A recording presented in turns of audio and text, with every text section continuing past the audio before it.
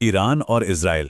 आज के दौर में ये नाम सुनते ही जहन में सिर्फ एक ही बात आती है, दुश्मनी, कट्टर दुश्मनी। लेकिन क्या होगा अगर मैं कहूं कि ये हमेशा से ऐसा नहीं था।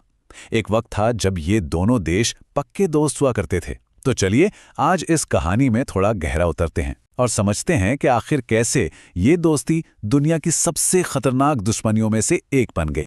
यकीन करना थोड़ा मुश्किल है ना, लेकिन ये सच है। 1979 से पहले ईरान और इजराइल के रिश्ते काफी गहरे थे। हम सिर्फ थोड़े बहुत व्यापार की बात नहीं कर रहे हैं। नहीं, बात थी मिलिट्री सहयोग की, इंटेलिजेंस शेयरिंग की। वो एक दूसरे के बहुत जरूरी स्ट्रेटेजिक पार्टनर थे। तो फिर सवाल उठता है कि आखिर हुआ क्या? अचानक ऐसा क्या बदला? जवाब एक ही है, 1979 की इस्लामिक क्रांति। बस इस एक घटना ने पूरे कहानी को पूरी तरह से पलट कर रख दिया और दो पुराने दोस्तों को हमेशा हमेशा के लिए एक दूसरे का दुश्मन बना दिया। तो चलिए अब इस कहानी के सबसे अहम मोड़ पर चलते हैं, वो मोड़ जिसने सब कुछ बदल दिया। बात करते हैं 1979 की। तो देखिए, 1979 में ईरान के अंदर एक बहुत बड़ी क्रांति हुई। इसे इस्लामिक क्रांति कहते हैं। इसमें हुआ ये कि जो पहले की वेस्टर्न सपोर्ट वाली राजशाही थी उसे हटा दिया गया और उसकी जगह आई एक नई धार्मिक सरकार। और इस नई सरकार की सोच, उसकी विचारधारा पुरानी सरकार से जमीन आसमान का फर्क रखती थी। उनके लिए इजराइल वेस्टर्न पावर का, या कह लीजिए साम्राज्यवाद का एक प्रतीक था, और उन्होंने आते ही इजराइल को मान्यता देने से साफ इनकार कर दिया। और बात सिर्फ मान्यता से इनकार करने तक ही नहीं रुकी। ईरान की नई सरकार ने इजराइल को एक नाम दिया, छोटा शैतान। और सिर्फ नाम ही नहीं दिया, बल्कि उसे दुनिया के नक्शे से मिटाने का अपना लक्ष्य भी बना लिया। तो समझिए, ये सिर्फ कोई पॉलिटिकल बदलाव नहीं था, ये एक आइडियोलॉजिकल जंग, एक वैचारिक युद्ध की शुरुआत थी। अब सवाल ये है कि जब आप अपने दुश्मन से सीधे सीधे नहीं लड़ सकते, तो फिर आप क्या करते हैं? ईरान ने इसका एक बड़ा ही अलग रास्ता निकाला, एक ऐसी स्ट्रैटेजी जो आज भी इस पूरे संघर्ष को डिफाइन करती है। और वो रास्ता था प्रॉक्सी वॉर का। अब प्रॉक्सी वॉर का मतलब क्या है? सीधा सा मतलब है कि ईरान खुद सीधे मैदान में उतरकर इजराइल से नहीं लड़ता, बल्कि वो इजराइल के आसपास के दूसरे ग्रुप्स को, मिलिटेंट संगठनों को पैसा देता है, हथियार देता है, ट्रेनिंग देता है, ताकि वो ग्रुप्स ईरान की तरफ से लड़ें। ये एक तरह का शैडो वॉर है जो दशकों से पर्दे के पीछे से चल रहा है। इस प्रॉक्सी वॉर को चलाने के लिए ईरान ने एक पूरा नेटवर्क खड़ा किया है, जिसका नाम है एक्सिस ऑफ रेजिस्टेंस, या प्रतिरोध की धुरी।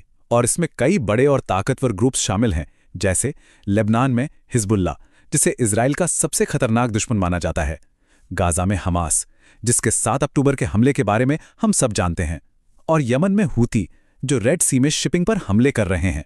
मतलब ईरान में एक तरह से इजराइल को चारों तरफ से अपने प्रॉक्सी ग्रुप से घेर रखा है, जो उसके एक इशारे पर हमला करने को तैयार रहते हैं। तो एक तरफ तो ये प्रॉक्सी वॉर चल ही रहा था, लेकिन पर्दे के पीछे एक और कहीं ज्यादा बड़ा खतरा धीरे धीरे सिर उठा रहा था। एक ऐसा खतरा जिस पूरी लड़ाई को एक अलग ही लेवल पे ले जा सकता था।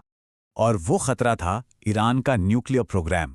देखिए, इजराइल के लिए एक न्यूक्लियर बॉम्ब से लैस ईरान सिर्फ एक खतरा नहीं है, वो उसके अस्तित्व के लिए खतरा है। जरा सोचिए, एक ऐसा देश जो आपको मिटाने की कस्में खाता हो, अगर उसके हाथ में एटम बॉम्ब आ जाए तो ये इजराइल के लिए किसी बुरे सपने से कम नहीं है। और बस इसी डर ने एक और गुप्त लड़ाई को जन्म दिया, एक ऐसा साइकिल जो सालों से चल रहा है। एक तरफ ईरान अपने न्यूक्लियर प्रोग्राम को तेजी से आगे बढ़ाता है, और दूसरी तरफ इजराइल पर आरोप लगते हैं कि वो इस प्रोग्राम को रोकने के लिए गुप्त हमले करता है। इसमें साइबर अटैक से लेकर ईरान के टॉप न्यूक्लियर साइंटिस्ट की हत्या तक के आरोप शामिल हैं। और जाहिर है, दोनों ही पक्ष इन सब बातों से साफ इनकार करते हैं। तो कुल मिलाकर दशकों तक ये पूरा का पूरा संघर्ष एक शैडो वॉर की तरह ही चलता रहा। मतलब एक ऐसा युद्ध जो अंधेरे में लड़ा जा रहा था। दोनों देश एक दूसरे को नुकसान पहुंचा रहे थे, हमले कर रहे थे, लेकिन कभी भी खुलकर सीधे तौर पर जिम्मेदारी नहीं ले रहे थे। ये पर्दे के पीछे खेला जाने वाला एक बहुत ही खतरनाक खेल था। लेकिन फिर आया साल 2023 और अचानक सब कुछ बदल गया। दशकों से जो लड़ाई परछाइयों में लड़ी जा रही थी, वो अब खुलकर सामने आ गई। और पहली बार ये दोनों देश सीधे सीधे एक दूसरे के आमने सामने आ खड़े हुए। इसकी शुरुआत हुई 7 अक्टूबर 2023 को, जब ईरान के प्रॉक्सी हमास ने इजराइल पर हमला किया। इसके बाद घटनाओं की एक तेज कड़ी शुरू हो गई। अप्रैल 2024 में सीरिया में ईरान के दूतावास पर एक हमला हुआ, जिसका इल्ज़ाम इजराइल पर लगा। और फिर जो पहले कभी नहीं हुआ था, वो हुआ। ईरान ने पहली बार अपनी ज़मीन से सीधे इजराइल पर सैकड़ों मिसाइलों और ड्रोन से हमला कर दिया। अक्टूबर 2024 में ईरान ने एक और उससे भी बड़ा हमला किया, और फिर इजराइल ने भी ईरान के अंदर मिलिट्री ठिकानों पर सीधे हवाई हमले करके जवाब दिया। मतलब जो रूल्स दशकों से माने जा रहे थे, वो सब एक झटके में तोड़ दिए गए। तो आज हम कहाँ खड़े हैं? 45 साल का ये शैडो वॉर अब खत्म हो चुका है।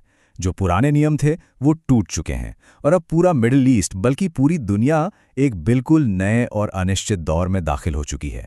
अब सवाल ये नहीं है कि अगला टकराव होगा या नहीं, सवाल ये है कि वो कब होगा और कितना विनाशकारी होगा।